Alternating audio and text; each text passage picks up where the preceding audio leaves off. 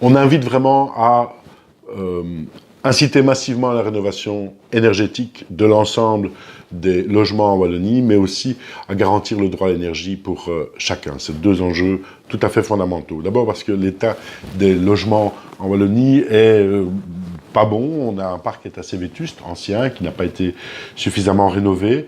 On sait que c'est un enjeu environnemental. Beaucoup de consommation d'énergie passe par ça. Donc pour le climat qui est devenu une préoccupation dont tout le monde est bien conscient aujourd'hui. Mais c'est aussi un problème de santé pour les occupants et de santé publique par conséquent. Donc quand on vit dans un logement en mauvais état, on en souffre généralement au niveau de sa santé. Et puis enfin, la question du coût de l'énergie qui ne fait qu'augmenter et qui pèse de plus en plus dans le budget des ménages. Donc, la rénovation énergétique doit devenir encore plus un défi tout à fait prioritaire demain.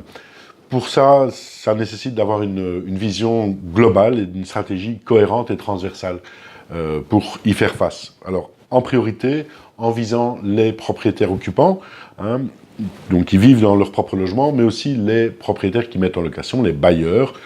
C'est plus compliqué quand on est locataire de rénover son logement, même si ça doit être aussi envisagé. Alors, ces mesures doivent viser à la fois le logement public, mais aussi le logement privé, et elles doivent comporter une série d'aspects, notamment le fait de privilégier les programmes de rénovation par quartier. On va essayer de travailler sur un ensemble de blocs de logements pour avoir des résultats plus intéressants, plus visibles aussi, et puis un effet d'entraînement, des économies d'échelle par exemple. Il faut des mesures d'accompagnement qui soient adaptées pour les propriétaires bien sûr, mais aussi pour les locataires, les ménages fragilisés, pour qu'ils se retrouvent dans ces rénovations et puis qu'ils puissent utiliser de la meilleure manière ces logements rénovés au niveau énergétique.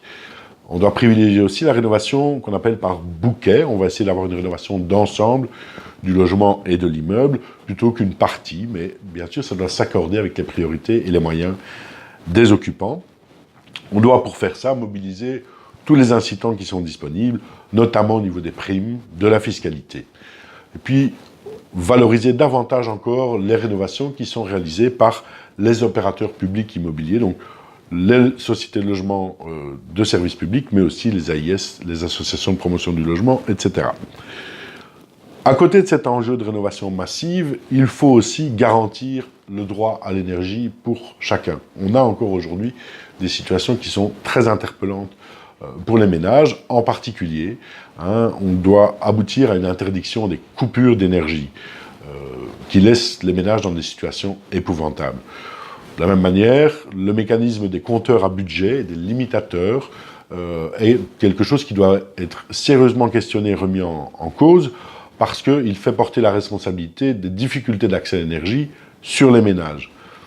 L'élargissement du tarif social énergie est quelque chose de tout à fait fondamental aussi pour permettre à chacun d'avoir un accès à l'énergie suffisant. Et puis, il est temps d'évaluer la libéralisation du marché énergétique qui a eu lieu il y a quelques années pour qu'on puisse en mesurer les effets réels. Donc, garantir un accès à l'énergie suffisant pour toutes et tous, tout en rénovant massivement l'ensemble du parc de logements, c'est vraiment important.